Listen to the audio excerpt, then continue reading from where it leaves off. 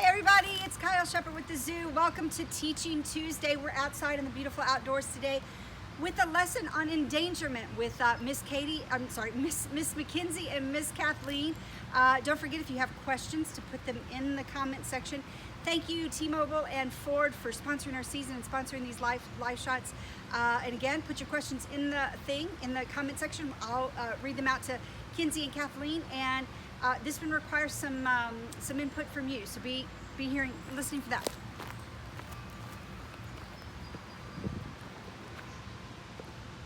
Hello guys. Hi. Hi everybody. Welcome to Teaching Tuesday. Here we go. We're getting ready to start. For those of you who were with us yesterday at the Black-Footed Ferret, was that not amazing? We love that program. It's so special for us here at the Louisville Zoo. And don't forget to join us tomorrow when we learn more about endangerment. Goose interrupted my shot. Crazy goose. Don't forget to join us tomorrow at Glacier Run. We're going to learn more about those amazing polar bears. So we've got a lot of good information for you today. Just like Miss Kyle mentioned, at one point we are definitely going to ask you to participate. So get those thinking caps on and be ready to answer some really challenging questions for you smarty pants out there. And we'll get going again. I'm Miss Kenzie. I'm going to hand it on over to Miss Kathleen. Thank you, Miss Kenzie. Hi, everybody. All right, friends, let's think for just a minute here. Okay, we are going to show you, or Miss Kyle's going to pull up some pictures of animals that we have here at the Louisville Zoo. So we've got 6 different animals. Some of them you might be very familiar with. Maybe some of them you have to think, have I seen those before? But we deliberately chose these for a very special reason. Okay, so let's take a rundown of these animals that we're going to show you. We've got an Amur tiger. All right, so this is a type of tiger that is found far away in the Amur River Valley. We've got an animal called an addax. It has horns. Look at that. It's got this lovely light-colored body with some beautiful horns, the addax, which come from the desert areas of the Sahara. We've got a red-crowned crane, our Asian friend, with that beautiful bright red crown on his head, one of the tallest cranes in the world. Now, we've also got a Chinese alligator. Did you know that there was a Chinese alligator? We've got American alligators on our planet, and we have Chinese alligators. There are only 2 types of alligators on this planet. So, those can be found in the herbarium. Then, our beautiful and amazing pygmy hippos. If you've been to the gorilla forest area, of course you're familiar with the pygmy hippo. I think that picture has a baby in it as well. Then a lovely little spotted turtle. You can find those little guys kind of paddling around in a beautiful exhibit in the herbarium as well. Now, here's where we need you to think along with us. Okay, our question for you today, remember to put your answers in the comment section. What do these 6 animals have in common? Now, there are other animals that have this in common as well, but you're just looking at these 6 pictures right now. What in the world could these 6 animals have in common? Think about it for just a little bit. There could be several answers. There's one specific answer, friends, that we're actually looking for today. But we would love to have your input, so make sure you give us your comments, let us know what you're thinking. How are these animals the same in some way? It could be tricky. I think it's kind of tricky, Miss Kenzie. We'll see. I think so. We may be able to stump people today, Miss Kyle. I don't know. We might. Do you have any thoughts yet? We don't, but we do. Let me take the time to answer these 2 questions. Angela and Sherry were asking about news about reopening. We will, as soon as we know, we will, of course, broadcast it. We'll do posts about it. As soon as we know, you'll know. We do miss you very much. The animals are well. We're taking great care of them, and we're on rotation with our staff, so keepers are, half keepers here on Monday and half keepers on Tuesday type thing, so that we keep everyone well. But we, as soon as we know, we will reopen, but we miss you. All right, thanks, Miss Kyle. We do miss you guys. We can't wait to see you again. So back to our question, what do those 6 animals have in common? What about while they're thinking, I'll tell them the vocabulary. Miss Kenzie, we've got some vocabulary to go over, so hold your thoughts for just a moment, friends, and let's go to our science words. Yes, okay, so just like every lesson, today we're going to talk about a little bit of vocabulary that you're going to be hearing us using. Now remember, while I'm telling you about the vocabulary, I want you thinking, what do those 6 animals have in common?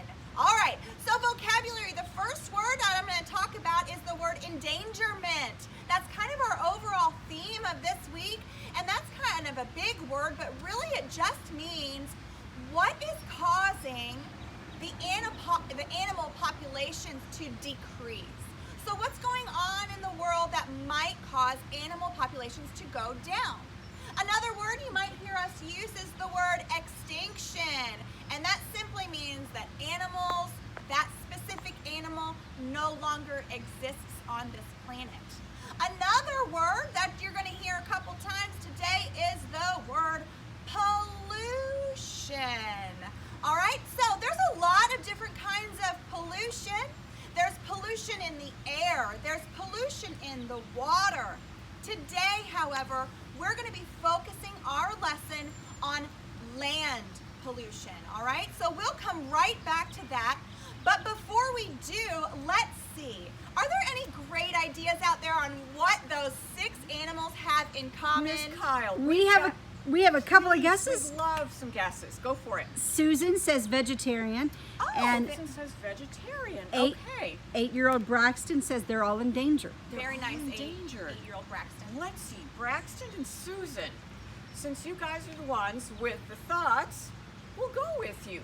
You know, looking at those animals and what they eat, it's possible that yes, some of them do eat plant matter. Some of them do eat meat as well. You know what? I think we're going to have to go with Braxton, right? Braxton said those animals that we showed you are all endangered. And you know what? You're absolutely right.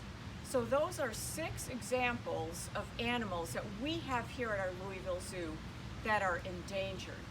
Now, the word endangered, once again, Miss Kenzie, that's an important word that It's we an important use one. a lot here at the zoo.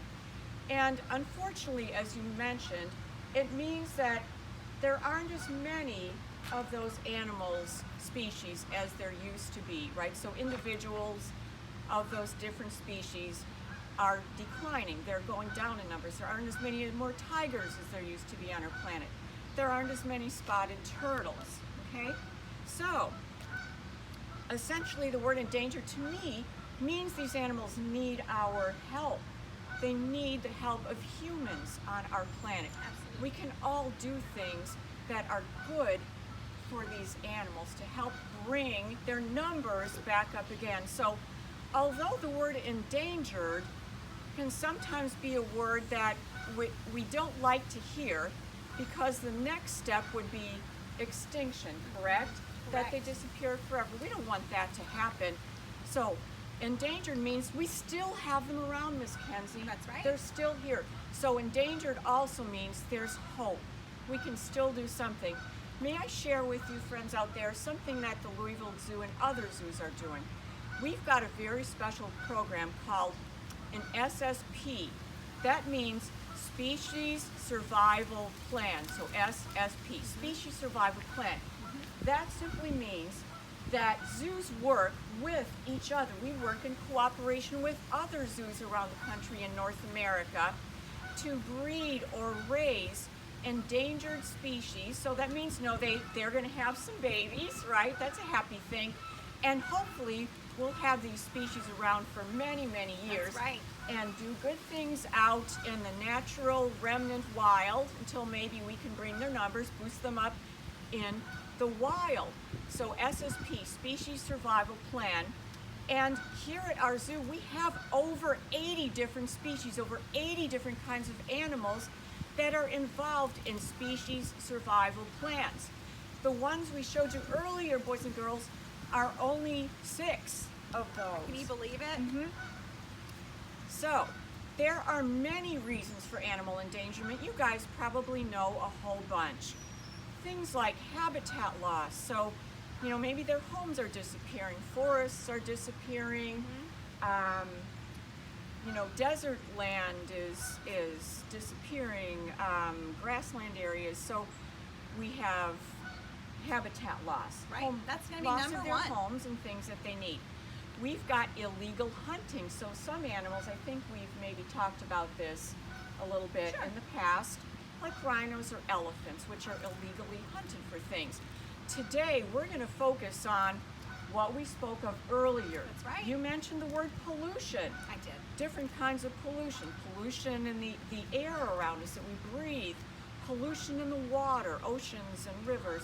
We're going to talk about land pollution. So items that are, you know, kind of solid items of trash or garbage, things that we use each and every day. So we're going to focus on land pollution.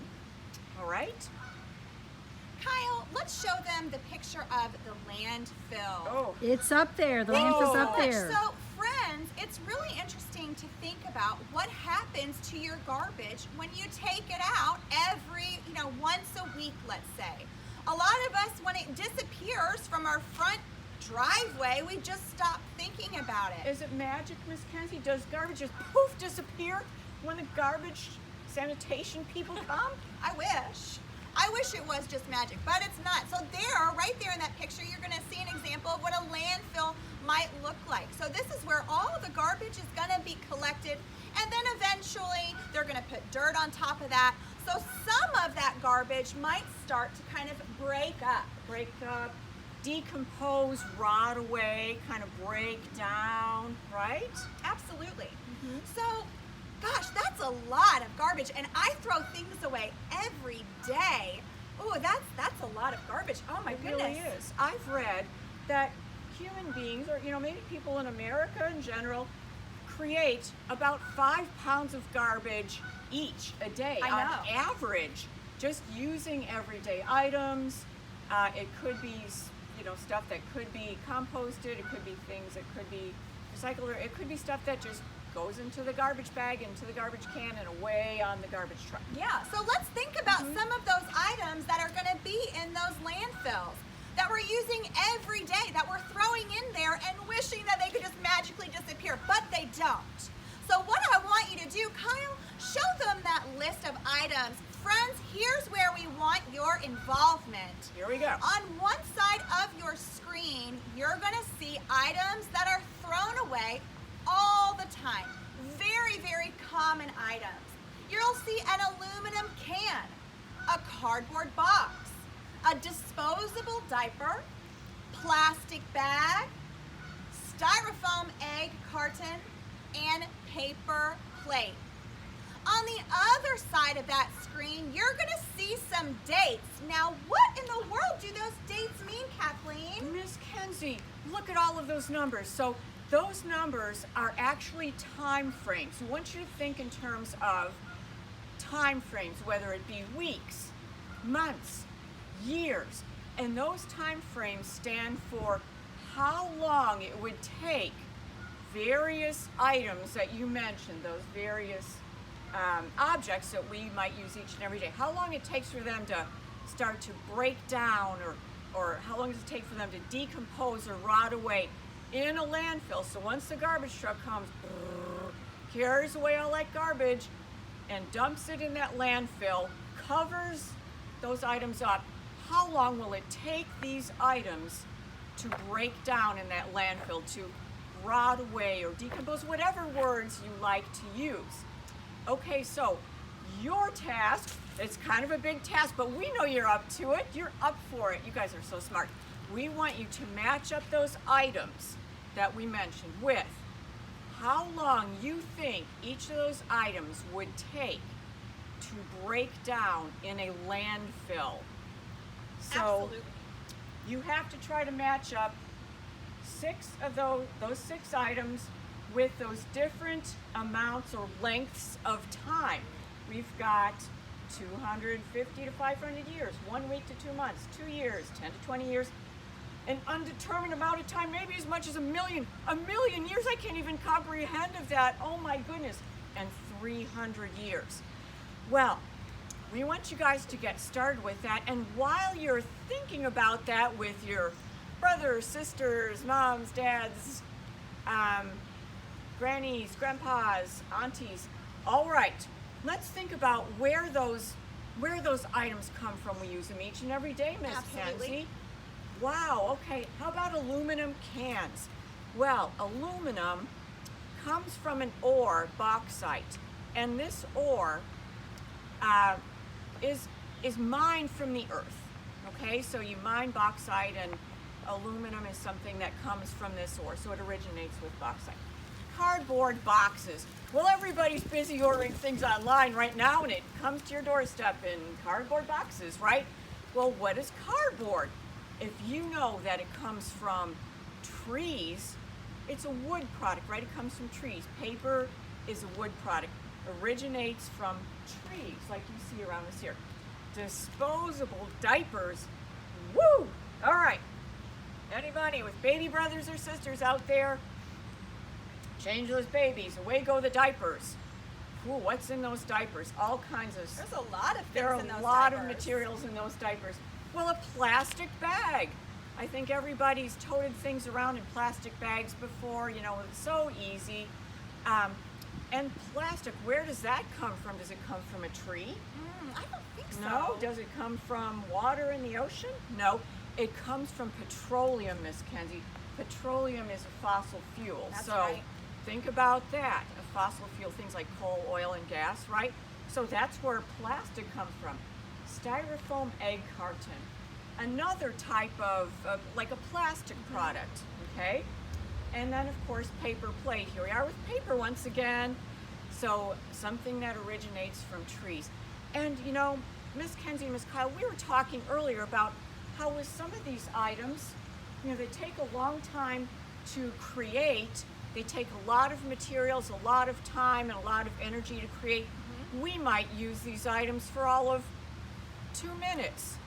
In the case of maybe, you know, a plastic bag or something like that. A disposable diaper is going to be on a baby for maybe a few hours. Paper plate, you're going to eat your pizza, away it goes. So all of the time, materials, natural resources are where these things come from. So they don't appear from nowhere.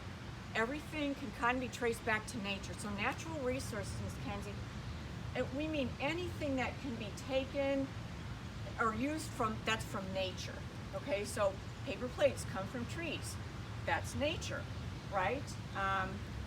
Aluminum can from bauxite, which is an ore mined from the earth. That's a natural resource. Plastic bags from petroleum, right? A fossil fuel that comes from our earth. So anything that we take or use from earth. Let's see if we have some guesses right now. We actually don't have any guesses, but I am blown away. And maybe if we eliminate one, somebody might have some guesses. Let's but get started. I'm absolutely blown away by E. And can you just tell me which of these 6 E? I mean, a million years maybe? Let's go with maybe the biggest number of length of time and the shortest length of time. There we go. Then we can try to fill in the middle a little bit. So friends, remember also, you don't have to guess all 6 of them.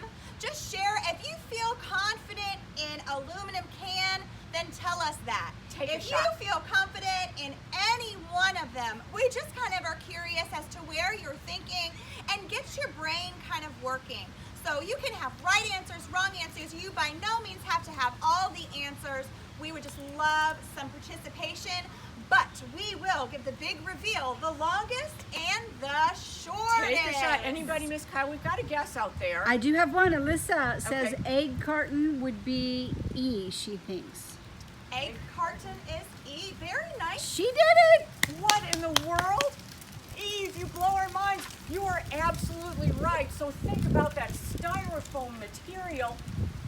We don't even know how long it might take. That's a good one. Shall we go ahead and match that up? Yes, we Let's should. We do have it. another. Miss Eve. We have 2 other guesses here. All right, Great job, styrofoam friends. egg So carton. Sarah is guessing paper plate would be the 2 years, so C. Okay. You know what, Miss Sarah? Can you think of even a lower time frame for paper plate? Think a little lower. Think a So little obviously, lower. and she's saying, Sarah, we just answered actually what actually matched with E. It's not the diaper, but it's the egg carton. So think a little lower on that paper plate. I want to know what 6-year-old Cole and Braxton, what do you guys think if Come you're on, still Cole listening? and Braxton, give us your thoughts. Come on, Cole, Let's go, Braxton. guys. They're always watching. They're good viewers of I ours. know, They have a lot I of recognize input. their names. Sometimes when you're little, it's hard to think about is. big Time numbers frames. like 250. So just know that 1,000,000 years is a whole heck of a lot of time. I mean, that's like super duper duper duper long. All That's a right, long time. Sarah's got her second guess. Sarah, come on in, gal. Aluminum cans. She says D, 10 to 20. Aluminum can. Let's take a look here. We're gonna have to boost up that time frame. Oh, gotta Miss go. Sarah, Oh, try Braxton. again. Braxton Come on. has an answer. Come on, buddy. All right, Braxton says the paper plate, he believes, is the 1 week to 2 months. Ding, ding, ding, ding. Very You got good, it. Braxton. All right. Paper plate, 1 week to 2 months. All right. I'm sorry, All right. 2 months, yes. We've got that taken care of. Now, so we've got the shortest amount of time and then the longest amount of time. It's going to be tough to fill in the middle. Shall we just go ahead and do it? Maybe, yeah. Do we I'm have all any more? for it. Let's go for it. All right, aluminum cans, friends. Take a sip of that soda from that aluminum can and think to yourself while you're enjoying your drink, it's going to take about 250 to 500 years for that aluminum can to break down in a landfill. Oh my goodness. You know, that's many, many years, okay? Several centuries. How about that cardboard box? You know, everybody's got some cardboard boxes around their house.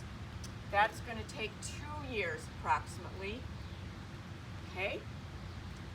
Whew, that lovely little disposable diaper for that baby. Oh, Oh, Wow. 300 years. wow. Woo, that's 3 centuries. A century is 100 years, my friends. All right, a plastic bag that we might tote groceries home in from the store. That's going to take maybe 10 to 20 years to break down in that landfill. That's quite a while. Some of you guys might not even be 10 years old yet. Maybe you are 10 years old. And did we get them all?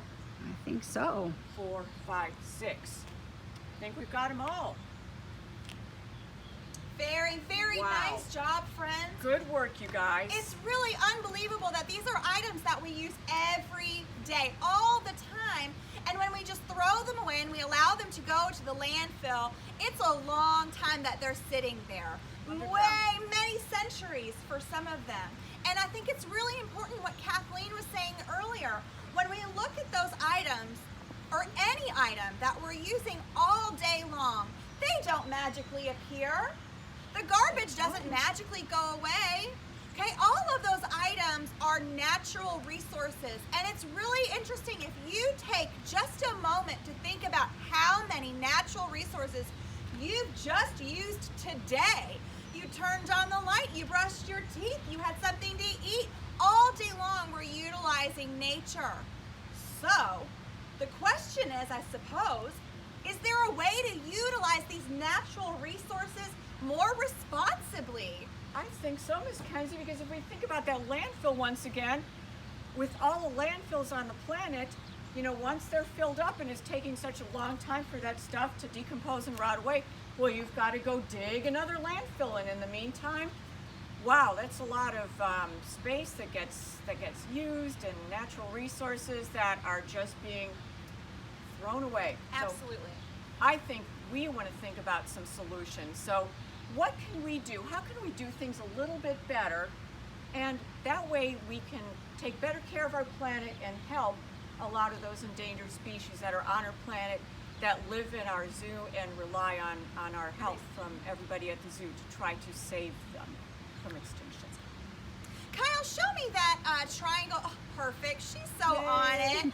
All right, right there, what I want you to notice is that nobody's going to be able to do everything. You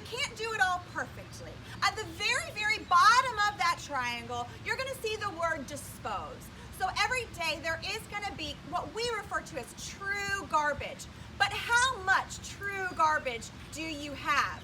Should you have a whole lot of it or just a little tiny bit of it? So this rectangle is a very good tool to help you be more responsible with those natural resources that you're using. On the top of that is going to be the most important. It's very important.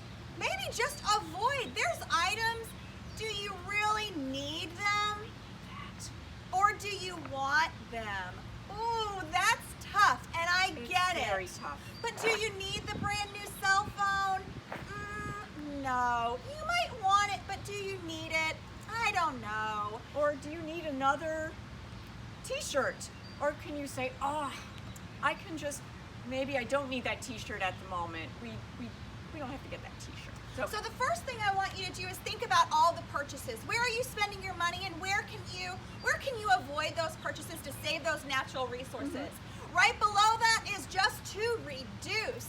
My goodness, when I have lunch here at the zoo with my colleagues, you'll see that every single one of us has our cup, we have our plate, and we have our silverware. We're not bringing in those one-use plastics. Right. We're not bringing in water bottles. We're trying to reduce as much as we can every day during lunch, as simple as lunch. Just a very simple thing. I try to bring a cloth napkin most days so we don't have to use as much paper, right? She's darling. She has her cloth napkin and her silverware all wrapped up. It's lovely.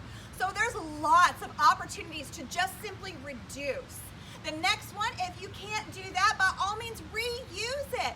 Pinterest has it all. You got something you want to repurchase or repurpose, you can do that in a really cool, amazing way. Lots of resources to do so. Right below there, recycle, okay? We can recycle, and I'm not just talking about your glass, your aluminum cans. I'm talking about your electronics, your light bulbs. There's a lot more opportunities to recycle those common objects than we give credit for. So take a moment, take some time after this and learn about some items that you're not recycling right now that maybe you could easily do so in the future. You can be really creative, Ms. Kenzie. There are lots of options out there. And the very last thing, as you mentioned, the very last thing we want to do is dispose of things. Just throw them in the garbage and they go to the landfill. We mentioned at the beginning, maybe if we all create 5 pounds of trash or garbage a day, if we keep some of those thoughts in mind, would we really have 5 pounds of trash or garbage at the end, or would we have just a little tiny bit that gets actually thrown out, not recycled, composted, reused? Miss Kyle, do you have a question? Well, Sarah has a great idea. Sarah, We forgot compost. Absolutely. We need to compost. You know, not only are you kind of recycling that, but you're reusing that, and there is a lot of waste. So here at the zoo, that's another thing that we do all the time. We're adding our banana peels, our apple cores, our any kind of plant-based material makes a beautiful, rich compost that you can use in your garden a little while later. You know, Miss Kenzie, here's a little quick story. We had a compost bin in our backyard, which kind of got down into the woods. So we were throwing all of our compost stuff in there every evening. Now one night I came out and I opened up the lid. Oh my goodness, there in the bottom was a box turtle munching on some leftover fruit peels or lettuce from our salad that didn't get eaten or something like that. So I guess that little box turtle was reusing, recycling out of his or her own, okay? Very good idea, Sarah. Great, thank you for adding that. We love composting. It creates a rich mulch. All right, I think Miss Kyle is indicating to us that our time is pretty much up for the day. Yeah. So thanks for watching, everyone, and don't forget to take what they said into practice and avoid, reduce, reuse, recycle, dispose. If you missed yesterday, go ahead and watch on our Facebook page. Our Black-Footed Ferret Conservation Center. We went behind the scenes and talked to Guy Graves and John Walzak, our director there. That was a really good segment, so be sure to check that out. Join us tomorrow, as Kenzie said, at Glacier Run. We're going to have our polar bear, who is an iconic North American species for endangered species, an iconic North American species, of course.